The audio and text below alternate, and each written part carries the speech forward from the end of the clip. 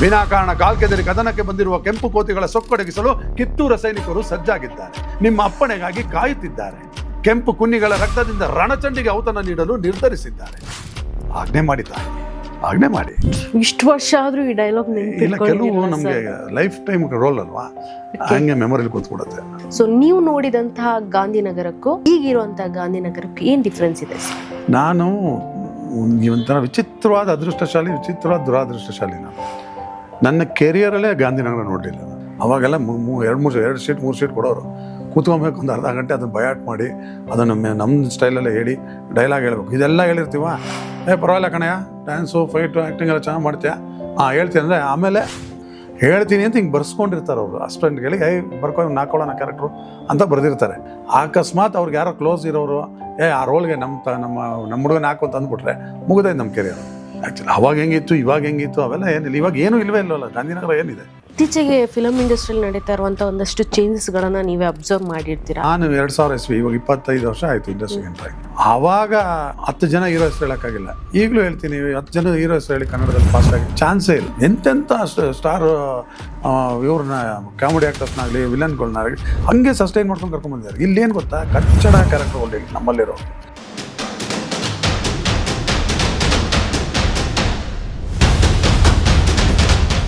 Sir ನೀವು rooms ಎಲ್ಲ separate ಮಾಡ್ತಾ ಇದ್ರಿ, ಸುದೀಪ್ ಅವರು ರೂಮ್ಮೇಟ್ ಅಂತ ಏನೋ ಕೇಳಿದೆ ನಾನು ಸ್ಟೇಟ್ಮೆಂಟ್. ನನ್ನ ರೂಮ್ಮೇಟ್. ಓಕೆ, ಅದೇ ಹೇಳಿದೆ. ಆದರೆ ಯಾವ ಥರ ಆಯಿತು ಅಂದರೆ ಅದು ಹೆಂಗೆ ಇದಾಯಿತು ಅಂದರೆ, ನನಗೆ ಅವಾಗಿಂದನೂ ಸ್ವಲ್ಪ ನೀಟ್ನೆಸ್ ಜಾಸ್ತಿ ಇದು ಮಾಡ್ತೀನಿ. ಚಿತ್ರದುರ್ಗದಲ್ಲಿ ಅನಿಸುತ್ತೆ ಅದು ಆಗಿದ್ದು ಇನ್ಸಿಡೆಂಟು. ಅಲ್ಲಿ ಹೋದಾಗ ನನ್ನ ಕ್ಯಾರೆಕ್ಟ್ರ್ ಜೊತೆ ಒಂದು 3-4 ಕ್ಯಾರೆಕ್ಟರ್ನ ಜೊತೆನೇ ಒಂದೇ ರೂಮಲ್ಲಿ ನಾವು 3-4 ಜನ ಇರೋ ಥರ ಹಾಕಿದ್ರು. ಹಂಗೂ ಓಕೆ ಒಪ್ಕೊಳ್ಳೋಣ ಅಂತ ಸುಮ್ಮನಾಗಿದೆ. ಪಾಪ ಪ್ರೊಡ್ಯೂಸರ್ಸ್ ಅವ್ರು ಏನು ಹಾಕಿದ್ದಾರೆ ಹೋಗೋಣ ಅಂತ. ಅಲ್ಲೇನಾಗೋಯ್ತು, ಡ್ರಿಂಕ್ಸು ಸ್ಮೋಕು ನನಗೆ ಅಭ್ಯಾಸ ಇಲ್ಲ. ಸೊ ಅವರು ಎಲ್ಲ ಸ್ಮೋಕು ಡ್ರಿಂಕ್ಸ್ ಎಲ್ಲ ಹೆವಿ ಇತ್ತು ಅವ್ರದ್ದೆಲ್ಲ. ಸ್ಮೆಲ್ ಎಲ್ಲ ಅಭ್ಯಾಸನೇ ಇಲ್ವಾ? ಅಭ್ಯಾಸನೇ ಇಲ್ಲ, ನನಗೆ ಅಭ್ಯಾಸನೇ ಇಲ್ಲ. ಸೊ ಅವ್ರು ಏನು ಮಾಡಿದ್ರು, ಇದೆಲ್ಲ ಇತ್ತು ಅವ್ರದ್ದು. ಕೆಲವರು ಆವಾಗಲೇ ಮಾಣಿಕ್ ಚಂದೆಲ್ಲ ಅಭ್ಯಾಸ ಇತ್ತು ಕೆಲವ್ರದ್ದು. ನೋಡಿದೆ, ಆಚೆ ಬಂದೆ, ಕೆಳಗಡೆ ಬಂದೆ, ರಿಸೆಪ್ಷನಲ್ಲಿ ನನಗೆ ಬೇರೆ ರೂಮ್ ಬೇಕಪ್ಪ ಅಂದರು. ಅವನು ಏನೋ ಅನ್ಕೊಂಬಿಟ್ಟ, ಅವನು ಆರ್ಟಿಸ್ಟು ರೂಮ್ ಕೇಳ್ತಾನ ಅಂತ. ಅಂದ್ಬಿಟ್ಟು ₹500 ಹಿಂಗೆ ತೋರಿಸ್ಬಿಟ್ಟು ನನಗೆ ಸಪ್ರೇಟ್ ರೂಮ್ ಬೇಕು, AC ಇರೋದಿದೆಯಾ? ಇತ್ತು ಅವತ್ತು, AC ಅವತ್ತೇ ಇತ್ತು. ನಾನು ರೂಮ್ ಕೊಟ್ಟ. ಆಮೇಲೆ ಮ್ಯಾನೇಜರ್ಗೆ ಗೊತ್ತಿಲ್ಲ ಏನಂದ್ರೆ ಧರ್ಮೇಂದ್ರ ಕ್ಯಾರೆಕ್ಟ್ರಲ್ಲಿ ಅವ್ರು ಸಪ್ರೇಟ್ ರೂಮ್ ಮಾಡ್ಕೊಂಡಿದ್ದಾರೆ ಅಂತ ಹೇಳಿದಾನೆ ಹೊರತು ಅವ್ರು ದುಡ್ಡು ಕೊಟ್ಟು ಮಾಡ್ಕೊಂಡಿದ್ದಾರೆ ಅಂತ ಹೇಳಿದ. ಅವನು ಹಿಂಗೆ ಮಾಡ್ಕೊಂಡಿದ್ದಾನೆ ರೂಮ್ ಆಗಿದೆ ತೆಗೆದು ರೂಮ್ ತೆಗೆದು ಏನು ಅಂತಂದೆ ನಾನು. ಯಾವನು ಹಾಕಿದೆ? ಯಾವನೇ ನನ್ನ ದುಡ್ಡೆಲ್ಲ. ಹೌದಾ, ಸಾರಿ, ನಾನು ಬಲಬೋದಂತ ಅವ್ರು ನನ್ನ ಬಂದು ಕೇಳಿದ್ದುಂಟು ಮ್ಯಾನೇಜರು. ಯಾಕಂದ್ರೆ ಅವ್ರಿಗೆ ಜಾಗ ಇರ್ತಾರಿಲ್ಲ, ಹಂಗೆ ಅಡ್ಜಸ್ಟ್ ಮಾಡ್ಕೊಂಡಿರೋರು. ಆ ಟೈಮಲ್ಲಿ ನಮ್ಮ ಸುದೀಪ್ಗೆ ಫೈಟಲ್ಲಿ ತೊಂದರೆ ಆಯಿತು. ಹುಚ್ಚ ಸಿನಿಮಾಲಿ ಕಾಲ್ಗೆ ಏಟ್ ಬಿದ್ದುಬಿಡ್ತು. ಆ ಟೈಮಲ್ಲಿ ನನ್ನ ಜೊತೆ ಲೋಕಿ ಅಂತ ನನ್ನ ಅಷ್ಟೇನು ತುಂಬ ಇಷ್ಟ ಅದು ಸುದೀಪ್ಗೆ. ಮನೆ ಮಗನ ಥರ ಕೇರ್ ಮಾಡ್ದೆ ನಮ್ಮ ಸುದೀಪ್ನ. ನಾವು ಹಂಗೆ ನೋಡ್ಕೊಂಡ್ವಿ ಅವ್ರನ್ನ. ಆ ಸುದೀಪು ಹೇಳ್ಕೊಂಡಿದ್ದಾರೆ ಕೆಲವು ಕಡೆ. ಸುದೀಪ್ಗೆ ಆ ಥರ ಕಾಲ್ಗೇಟ್ ಆದಾಗ ಚಿತ್ರದುರ್ಗದಲ್ಲಿ ತುಂಬ ಚೆನ್ನಾಗಿ ನಾವು ಕೇರ್ ಮಾಡಿದ್ವಿ. ನಮ್ಮ ರೂಮಲ್ಲೇ ಜೊತೆ ಇರ್ಸ್ಕೊಂಡು ನಾವಿಬ್ಬರು ಸುಮಾರು ಪಿಕ್ಚರ್ ರೂಮ್ಮೇಟ್ ಆಗಿದ್ದೀವಿ ನಾವು ಸುದೀಪ್. ಸೊ ಅಲ್ಲಿಂದ ರೂಮ್ಮೇಟ್ ಕ್ಯಾರಿ ಆಗ್ತಾ ಬಂತು ಆ ಥರ ಅಷ್ಟೇ. ಸೊ ಹುಚ್ಚ ಆಯಿತು. ಫರ್ದರ್ ಸರ್ ಯಾವ ಥರ ಡಿಮ್ಯಾಂಡ್, ಯಾವುದೋ ಒಂದು ಮೂವಿನ ನಿಮಗೆ ಕಂಪ್ಲೀಟ್ಲಿ ಟರ್ನ್ ಓವರ್ ಸಿಕ್ಕಿದ್ದು ಅಂತಂದರೆ ಎಲ್ಲಿಂದ ಅಂತ ಹೇಳಿ? ಇಲ್ಲ, ಆ ವಿಚಾರದಲ್ಲಿ ಹೇಳಬೇಕು ಅಂದರೆ ಹುಚ್ಚ ಮತ್ತು ಯುವರಾಜ ಇಮಿಡಿಯೇಟು ಧ್ರುವ ಬಂತು ನಮಗೆ. ದರ್ಶನ್ ಅವ್ರದ್ದು ಧ್ರುವ, ಅದರಲ್ಲೂ ಅಷ್ಟೇ ಅನಿಲ್ ರಾಜ್ ಅಂತ ಡಾನ್ ರೋಲು. ಅದು ಓಂಪುರಿ ಅಂತ ದೊಡ್ಡ ದೊಡ್ಡ ಆ್ಯಕ್ಟರ್ಸ್ ಜೊತೆ ಆ್ಯಕ್ಟ್ ಮಾಡಿದ್ದದು. ಅದನ್ನು ತುಂಬ ಹೆಸರು ತಂದು ಕೊಡ್ತೀವಿ. ಈ 3 ಸಿನಿಮಾ ನನಗೆ ಕೆರಿಯರೇ ಚೇಂಜ್ ಮಾಡ್ತು ಒಂಥರ. ಸೊ ಎಲ್ಲ ಕಡೆ ವಿಲನ್ ವಿಲನ್ ವಿಲನ್ ವಿಲನ್ ಅಂತಾದಾಗ ಒಂದು ಡಿಫ್ರೆಂಟ್ ಆಗಿರೋದು ಏನಾದರೂ ಬೇಕು ಅಂತ ಅನಿಸಿದಾಗ ಬಂದ ಪ್ರಾಜೆಕ್ಟ್ ಯಾವುದು ಸರ್ ನಿಮಗೆ? ಅಲ್ಲ, ನಿಮಗೆ ಫ್ರ್ಯಾಂಕ್ಲಿ ಹೇಳಬೇಕು ಅಂದರೆ, ಒಬ್ಬ ಆ್ಯಕ್ಟರ್ಗೆ ಈ ರೋಲ್ ಮಾಡಬೇಕು, ಈ ಹುಚ್ಚನ್ ಥರ ಮಾಡಬೇಕು, ಸೈಕೋ ರೋಲ್ ಮಾಡಬೇಕು, ಆ ರೋಲ್ ಮಾಡೋಕ್ಕೆ ಎಲ್ಲ ಮಾಡಿದ್ದೀನಿ. ಎಲ್ಲ ಪಾತ್ರ ನನಗೆ ಸಿಕ್ಕಿದೆ ನನ್ನ ಅದೃಷ್ಟಕ್ಕೆ. ಪ್ರಾಬ್ಲಮ್ ಏನಂದರೆ, ಯಾವ್ದು ಸೂಪರ್ ರೋಲ್ಸ್ಗಳು ಸಿಕ್ತೋ ಆ ರೋಲ್ಗಳು ಸಿನಿಮಾಗಳು ಹಿಟ್ ಆಗಲಿಲ್ಲ. ಇಷ್ಟೇ ಡ್ರಾಬ್ಯಾಕ್ ನಂದು. ಹೊಸೊಬ್ರು ಹೀರೋಗಳು ಪಿಕ್ಚರಲ್ಲಿ ಸಿಕ್ಬಿಡ್ತು. ನೋಟೆಡ್ ಹೀರೋಗಳ ಜೊತೆ ಸಿಕ್ಕಿದ್ದೆಲ್ಲ ಹೆಸರಾಯಿತು, ಬಟ್ ಸೇಮ್ ಕ್ಯಾರೆಕ್ಟರ್ ಸಿಕ್ತು. ಈಗ ಅಂದರೆ ಕಾಪ್ ರೋಲ್ಗಳು ಇರ್ಬೋದು, ಇಲ್ಲ ನಾರ್ಮಲ್ ವಿಲನ್ನು. ಅಲ್ಲ, ಅವಾಗ ನಾವು ಎಕ್ಸ್ಪೆಕ್ಟೆಡ್ ಸರ್ ಇನ್ಸ್ಪೆಕ್ಟರ್ ರೋಲ್ ಇದೆ, ಈಗ ಯಾರೋ ಬಿಲ್ಡಪ್ ಶಾರ್ಟಲ್ಲಿ ಬರ್ತಾ ಇದ್ದಾರೆ ಅಂದರೆ ಸರ್ ಇದ್ದಾರೆ ಫಿಕ್ಸ್ ನಾವು ಆಗ್ತಿತ್ತು. ಓಕೆ, ಹಂಗಾಗ್ತಿತ್ತು. ಬಟ್ ಎಲ್ಲ ಥರ ಪಾತ್ರ ಮಾಡಿದ್ದೀನಿ ನಾನು, ನನಗೆ ಸಿಕ್ಕಿದೆ. ಈಗ ನೋಡಿ, ಮೈಥಾಲಜಿ ಇದೆ ತಗೊಳ್ಳಿ. ಇವಾಗ ನಮ್ಮ ಯಾವುದು ನಮ್ಮ ಗಂಡುಗಲಿ ಕುಮಾರ್, ನಮ್ಮ ಶಿವಣ್ಣನ ಪಿಕ್ಚರಲ್ಲಿ ನಾನು ಎಪ್ಪಟ್ಟಿ ರಾಯ ಅನ್ನೋ ರೋಲ್ ತುಂಬ ಒಳ್ಳೆಯ ರೋಲ್ ಅದು. ಭಾರ್ಗವ್ ಡೈರೆಕ್ಟ್ರು ಅವತ್ತು ತುಂಬಾ ಹೊಗಳಿದ್ರು ನನಗೆ, ಆಶೀರ್ವಾದ ಮಾಡಿದ್ರು ಅವರು. ನಿಜವಾಗ್ಲೂ ಎಂತ ಇದಪ್ಪ, ಅವರೆಲ್ಲ ಏನು ಅನ್ಕೊಂಡಿದ್ರು ಅಂದರೆ ಅವ್ರ ಅಸ್ಟೆಂಟ್ಸು. ಅದೇ ಇತ್ತೀಚೆಗೆ ಮೈಥಾಲಜಿ ಟರ್ನಿಂಗ್ ಅಂತ ಅಂದಾಗ ಒಂದು ಭಯ ಅವ್ರಿಗೂ ಇರುತ್ತೆ, ಟೀಮ್ ಅವ್ರಿಗೂ ಇರುತ್ತೆ. ಅವ್ರ ಟೀಮ್ ಅವ್ರು ಏನು ಮಾಡ್ಬಿಟ್ಟು, ಸಾರ್ ಧರ್ಮ ಆರ್ಟಿಸ್ಟ್ನ ಯಾಕೆ ಆಗ್ತೀರಾ ಸರ್, ಅವ್ರು ಕಮರ್ಷಿಯಲ್ ಆ್ಯಕ್ಟ್ರು, ಬಾರ ಹೋಗೋ ಅಂತ ಮಾತಾಡೋರು ಅವ್ರು ಹೋಗ್ಬಿಟ್ಟು ಈ ವಿಚಾರಣೆ ಎಲ್ಲ ಮಾಡ್ತಾರ ಹಾಗೆ ಹೀಗೆ ಅಂತಂದಿದ್ರು. ಅವ್ರು ಇರ್ಲಿ ಬಿಡಮ್ಮ, ಒಂದು ಆಡಿಷನ್ ಥರನೇ ಯಾವಾಗಿದ್ರು ಸೆಟ್ಟಿಗೆ ಕರ್ಸು ಅಂತ ಹೇಳ್ಬಿಟ್ಟು ಕರೆಸಿದ್ದು. ಒಂದು ಡೈಲಾಗ್ ಸರ್, ಅದ ಎಪ್ಪಟ್ಟಿ ರಾಯ ಅದು ಅದ್ರದಿಲ್ಲ, ಸಂಗೊಳ್ಳಿದು ನೆನಪಿದೆ ಅಲ್ವಾ? ಒಂದು ಡೈಲಾಗ್ ಸಂಗೊಳ್ಳಿ ರಾಯಣ್ಣ. ಅದರಲ್ಲೂ ಏನಂದರೆ ಬ್ರಿಟಿಷವರು ಫಸ್ಟ್ ಟೈಮ್ ಸುತ್ತೋರ್ದಾಗ ನಾವು ಗೆದ್ಬಿಟ್ಟಿರ್ತೀವಿ ಯುದ್ಧದಲ್ಲಿ. ಸೆಕೆಂಡ್ ಟೈಮ್ ಸುತ್ತೋರೆ ಅಷ್ಟರಲ್ಲಿ ನಮ್ಮ ಹತ್ರ ಸೈನಿಕರು ಕಡಿಮೆ ಇರ್ತಾರೆ. ರಾಣಿ ಚೆನ್ನಮ್ಮ ತುಂಬ ಆತಂಕದಲ್ಲಿರ್ತಾರೆ. ಆ ಟೈಮಲ್ಲಿ ಅವ್ರಿಗೆ ಧೈರ್ಯ ತುಂಬ ಅಂತ ಇದು. ಅವಾಗೇನು ದರ್ಶನ್ ಅವರು, ಸೌರವ್ ಅವರು, ಶಿವಕುಮಾರ್ ಅವರು, ಶ್ರೀನಿವಾಸ ಮೂರ್ತಿ ಅವರು ಮತ್ತು ಶಶಿಕುಮಾರ್, ಈ 5 ಜನ ಇರ್ತಾರೆ. 5 ಜನ 5 ಲಕ್ಷ ಜನದ ಲೆವೆಲ್ಗೆ ವರ್ಣನೆ ಮಾಡಿ ಧೈರ್ಯ ತುಂಬಬೇಕು. ಅವ್ರಿಗೆ ಹೇಳೋಂಥ ಡೈಲಾಗ್ ಇದು. ತಾಯಿ ದೇಹ ಅಳಿದರೂ ದೇಶ ಉಳಿಯಲಿ, ದೇಶಭಕ್ತಿಯೇ ಈಶ ಶಕ್ತಿ ಎಂದು ಸಂದೇಶ ಸಾರುತ್ತಿರುವ ಸಂಗೊಳ್ಳಿ ರಾಯಣ್ಣ ಹೊರೆ ಕಾಣದ ಕತ್ತಿಯನ್ನು ಸದಾಕಾಲ ಕೈಯಲ್ಲಿ ಹಿಡಿದು ದೇಶದ ಹಿತಚಿಂತನೆಯನ್ನು ಮಾಡುತ್ತಿರುವ ಬಿಚ್ಚುಗತ್ತಿ ಚೆನ್ನಬಸು, ಮಾತೃ ರಕ್ಷಣೆಯ ಜೊತೆಯಲ್ಲಿ ದೇಶ ಸಂರಕ್ಷಣೆಯ ಭಾರ ಹೊರಲು ಸಿದ್ಧರಿರುವ ಗುರಿಕಾರ ಅಮ್ಮಟೂರು ಬಾಳಸಾಹೇಬ, ನಾಡಿನ ಹಿತಕ್ಕಾಗಿ ತನ್ನ ಪ್ರಾಣವನ್ನೇ ತ್ಯಾಗ ಮಾಡಲು ಸದಾ ಸಿದ್ಧರಿರುವ ಗುರು ಸಿದ್ದಪ್ಪನವರು, ಔರಾದಿ ವೀರಪ್ಪನಂತವರ ವೀರಾದಿ ವೀರರ ದಂಡು ಪಿರಂಗಿಯವರ ರುಂಡವನ್ನು ಚೆಂಡಾಡಲು ಹಾತೊರೆಯುತ್ತಿರುವಾಗ ತಾವು ಚಿಂತಾಗ್ರಾಂತರಾಗಿರುವುದು ನಮ್ಮನ್ನು ಅತಿಯಾಗಿ ಚಿಂತೆಗೀಡು ಮಾಡಿದೆ ತಾಯಿ, ಅತಿಯಾಗಿ ಚಿಂತೆಗೀಡು ಮಾಡಿದೆ. ವಿನಾಕಾರಣ ಕಾಲ್ಕೆದರಿ ಕದನಕ್ಕೆ ಬಂದಿರುವ ಕೆಂಪು ಕೋತಿಗಳ ಸೊಕ್ಕಡಗಿಸಲು ಕಿತ್ತೂರ ಸೈನಿಕರು ಸಜ್ಜಾಗಿದ್ದಾರೆ. ನಿಮ್ಮ ಅಪ್ಪಣೆಗಾಗಿ ಕಾಯುತ್ತಿದ್ದಾರೆ. ಕೆಂಪು ಕುನ್ನಿಗಳ ರಕ್ತದಿಂದ ರಣಚಂಡಿಗೆ ಔತಣ ನೀಡಲು ನಿರ್ಧರಿಸಿದ್ದಾರೆ. ಆಜ್ಞೆ ಮಾಡಿ ತಾಯಿ, ಆಜ್ಞೆ ಮಾಡಿ.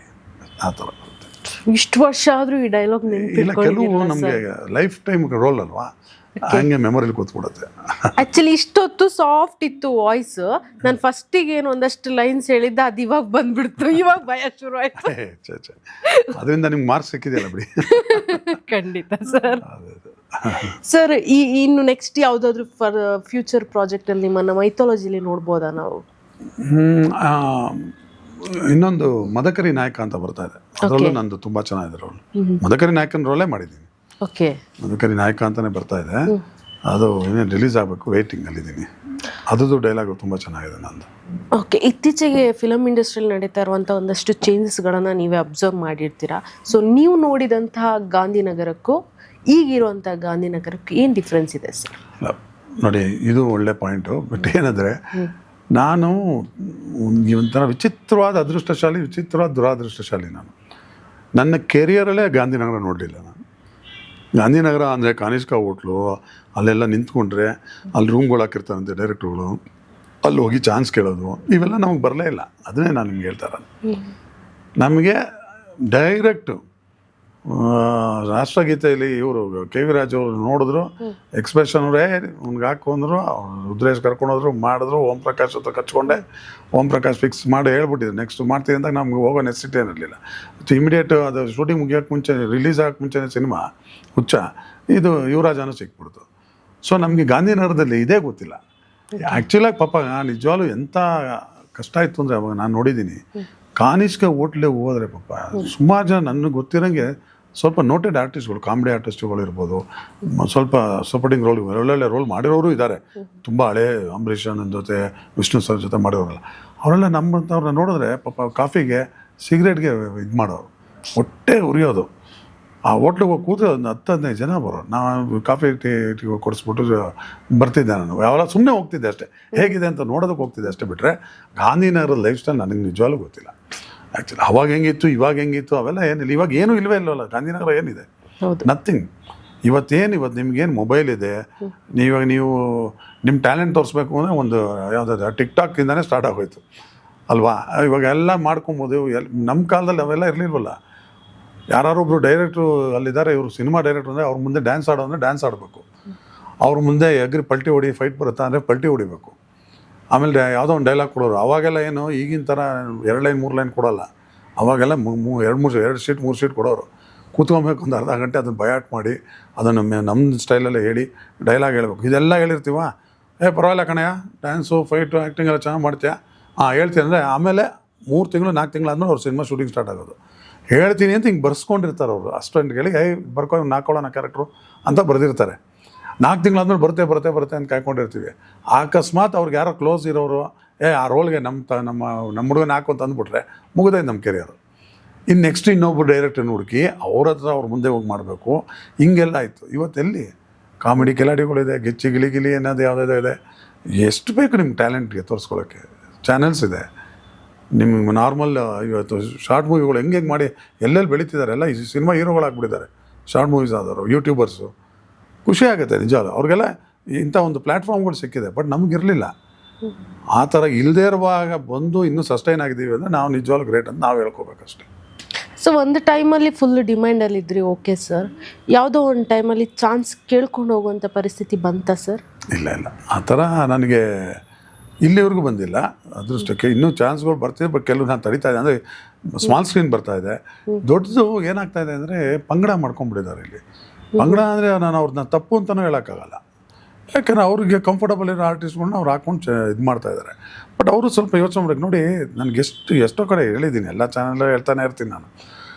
ಬೇಕಾದ್ರೆ ತೆಲುಗು ಆರ್ಟಿಸ್ಟ್ಗಳು ನೋಡಿ, ಅವಾಗ ನಾವೇನು ಮುಟ್ಟೇ ಇರಲಿಲ್ಲ. ಅವಾಗಿಂದ ಬ್ರಹ್ಮಾನಂದಮ್ ಇದ್ದಾರೆ, ಅಲಿ ಇದ್ದಾರೆ, ಎಂತೆಂಥ ಕಾಮಿಡಿ ಇವತ್ತಿಗೂ ಡಿಮ್ಯಾಂಡ್ ಡ್ರಾಫ್ಟಲ್ಲಿದ್ದಾರೆ. ಯಾಕೆ ಅಂದರೆ ಅವ್ರನ್ನ ಹಂಗೆ ಕರ್ಕೊಂಡ್ಬಂದರು. ಸುನೀಲ್ ಅಂತ ಕಾಮಿಡಿ ಆ್ಯಕ್ಟ್ರು ಬಂದರು, ಹೊಸೊಬ್ಬರು ಎಲ್ಲರೂ ಬಂದರು. ಅವ್ರ ಜೊತೆ ಇವ್ರನ್ನೂ ಇಟ್ಕೊಂಡು ಹಂಗೆ ಬೆಳೆಸ್ಕೊಂಡ್ಬಂದರು ಅಲ್ಲಿ ತೆಲುಗು ಇಂಡಸ್ಟ್ರಿ. ತಮಿಳ್ ತೊಗೊಳ್ಳಿ, ಎಂತೆಂಥ ಸ್ಟಾರ್ ಇವ್ರನ್ನ ಕಾಮಿಡಿ ಆ್ಯಕ್ಟರ್ಸ್ನಾಗಲಿ ವಿಲನ್ಗಳನ್ನಾಗಲಿ ಹಂಗೆ ಸಸ್ಟೈನ್ ಮಾಡ್ಕೊಂಡು ಕರ್ಕೊಂಡ್ಬಂದಿದ್ದಾರೆ. ಇಲ್ಲೇನು ಗೊತ್ತಾ, ಕಚ್ಚಡ ಕ್ಯಾರೆಕ್ಟರ್ಗಳು ಇಲ್ಲಿ ನಮ್ಮಲ್ಲಿರೋರಿಗೆ. ಇವ್ರದ್ದಾಯ್ತಾ ಇನ್ನೊಬ್ಬ ಯಾರೋ ಒಂಚೂರು ಕ್ಲಿಕ್ ಅದನ್ನ ಅವನಿಗೆ ಬರೆಯೋದು. ಹೀರೋಯಿನ್ ಬಿಟ್ಟರೆ ಅವ್ನಿಗೆ ಬರೆದು ಬಿಡ್ತಾರೆ. ಅವನು ಬರೆದ್ಬಿಟ್ಟು ಅವನ್ನೇ ಹೈಲೈಟ್ ಮಾಡ್ಕೊಂಡು ಹೋಗೋದು ಸಿನಿಮಾ. ಅದೇನಾರು ಹಿಟ್ಟಾಗೋಯ್ತು ಅಂದರೆ ಇನ್ನು ಅವನ್ನ ಅಷ್ಟೇ ಬಿಡೋದೇ ಇಲ್ಲ. ಇರೋಬರೋ ಪಿಕ್ಚರ್ಗೆಲ್ಲ ಅವ್ನ ಹಾಕೊಂಡು ಇದು ಮಾಡೋದು. ಇನ್ನು ಮಿಕ್ಕಿದ ಕ್ಯಾರೆಕ್ಟರ್ಸ್ನೆಲ್ಲ ಮರ್ತೇ ಹೋಗ್ಬಿಡ್ತಾರೆ. ಸಬ್ಜೆಕ್ಟ್ ಅಷ್ಟಕ್ಕೆ ಮಾಡ್ಕೊಂಬಿಡೋದು. ಇದು ಕನ್ನಡದಲ್ಲಿ ಮಾತ್ರ ಈ ಥರ ಕಚಡ ಬುದ್ಧಿ ಇರೋದು ನಮ್ಮಲ್ಲಿ. ಯಾರೂ ಇದು ಮಾಡೋದಿಲ್ಲ. ನಮಗೆ ಚಾನ್ಸ್ ಸಿಗ್ತಾ ಇಲ್ಲ ಅಂತಲ್ಲ, ಸಬ್ಜೆಕ್ಟೇ ಮಾಡೋಕ್ಕೆ ಬರ್ತಾಯಿಲ್ಲ ಅವ್ರುಗಳಿಗೆ. ಮಾಡ್ತಾನೇ ಇಲ್ಲ ಸರಿಯಾಗಿ.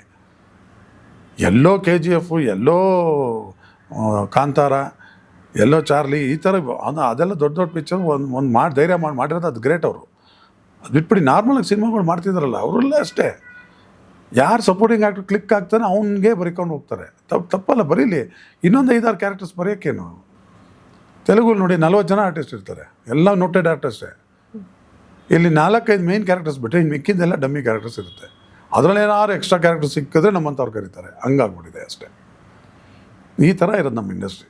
ಸೊ ಇದೇ ರೀಸನ್ನಿಂದ ರಿಲೀಸ್ ಆಗಿರೋ 150 ಮೂವಿಯಲ್ಲಿ ಈಗ ನೀವೇ ಹೇಳ್ತಿದ್ದೀರಾ 150 ಮೂವಿ ಅಂತ. ಈ ಲಾಸ್ಟ್ ಇಯರ್ ಎಷ್ಟು ಸಿನಿಮಾ ಹಿಟ್ ಆಯ್ತು ಹೇಳಿ? ನಿಮ್ಮ ಬಾಯಲ್ಲಿ ಬಂದರೆ ಹಬ್ಬನ ಕಾಂತಾರ 2 ಬರುತ್ತೆ ಅಷ್ಟೇ. ಇನ್ನೇನಿದೆ? ನಿಜ. ಎಂತೆಂಥ ಒಳ್ಳೊಳ್ಳೆ ಸಿನಿಮಾ ಬಂತು ಅಲ್ಲ. ಪಾರ್ಟ್ 1 ಅನ್ನೋದು ಹಿಟ್, ಪಾರ್ಟ್ 2 ಅನ್ನೋದು ಫಿಂಗರ್ ಕ್ರಾಸ್ ಅನ್ನೋ ಥರ ಇದೆ ಪರಿಸ್ಥಿತಿ ಇವಾಗ ಅಲ್ವಾ?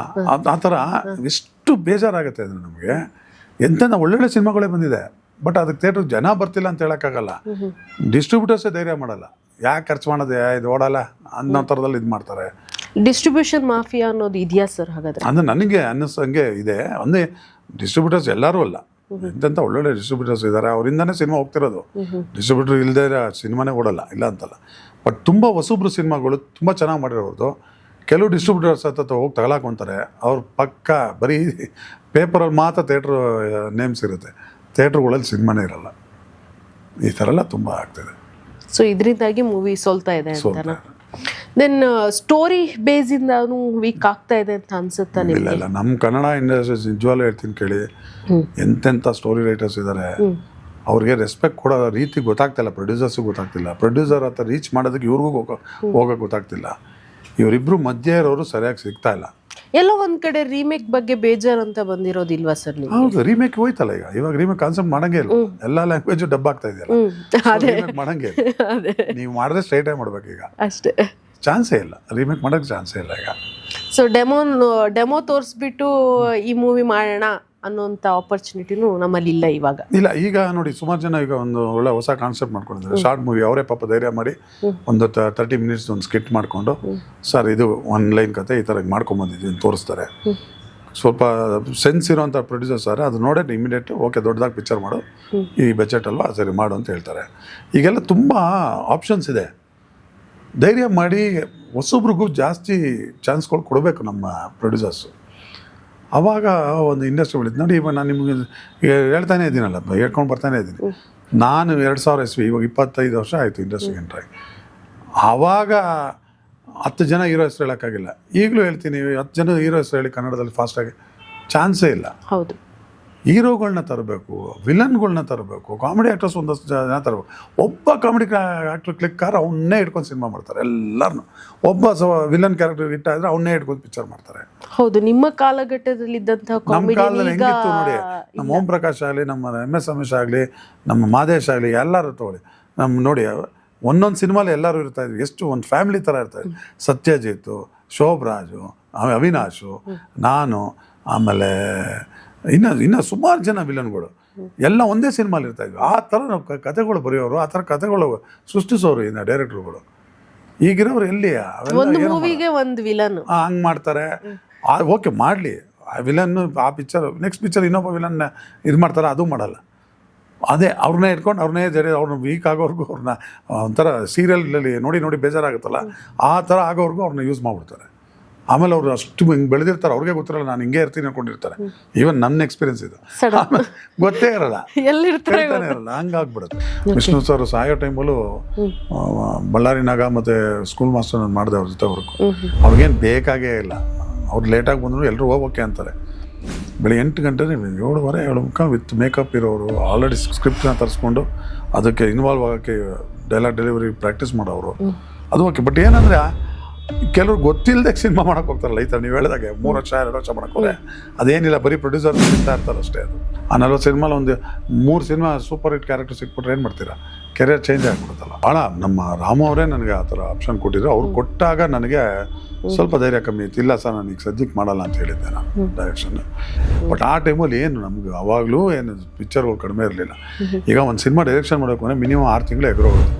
ಸ್ಟೋರಿ ಸ್ಟ್ರೀಮ್ ಇದೆಲ್ಲ ರೆಡಿ ಮಾಡಿಕೊಂಡು ಡೈರೆಕ್ಷನ್ ಮಾಡಿ, ಅದಾದಮೇಲೆ ಪೋಸ್ಟ್ ಪ್ರೊಡಕ್ಷನ್ ಮಾಡಿ, ಪ್ರೀ ಪ್ರೊಡಕ್ಷನ್ ಆಯಿತು, ಪೋಸ್ಟ್ ಪ್ರೊಡಕ್ಷನ್ ಮಾಡ್ತೀವಿ, ಅದಾದಮೇಲೆ ರಿಲೀಸ್ಗೆ ಓಡಾಡಬೇಕು, ಡೇಟ್ ಫಿಕ್ಸ್ ಮಾಡೋಕೆ, ಇದೆಲ್ಲ ಸೇರಿಕೊಂಡು 6 ತಿಂಗಳು 8 ತಿಂಗಳಾಗೋಗುತ್ತೆ. 8 ತಿಂಗಳಲ್ಲಿ ನಾವು 40 ಸಿನಿಮಾ ಮಾಡ್ಬೋದು. ನಂದು ವೀಕ್ನೆಸ್ಸೇ ಊಟ ಕರೆಕ್ಟಾಗಿರ್ಬೇಕು. ಹೋದಾಗಲ್ಲಿ ನನ್ನ ಜೊತೆ ಬಂದವ್ರಿಗೆ ಊಟ ಕರೆಕ್ಟಾಗಿ ಹಾಕ್ಬೇಕು, ಕಳಿಸ್ಬೇಕು, ಅಷ್ಟೇ ನಾವು ಎಕ್ಸ್ಪೆಕ್ಟೇಷನ್ ಮಾಡ್ತಾ ಇದ್ದೀವಿ.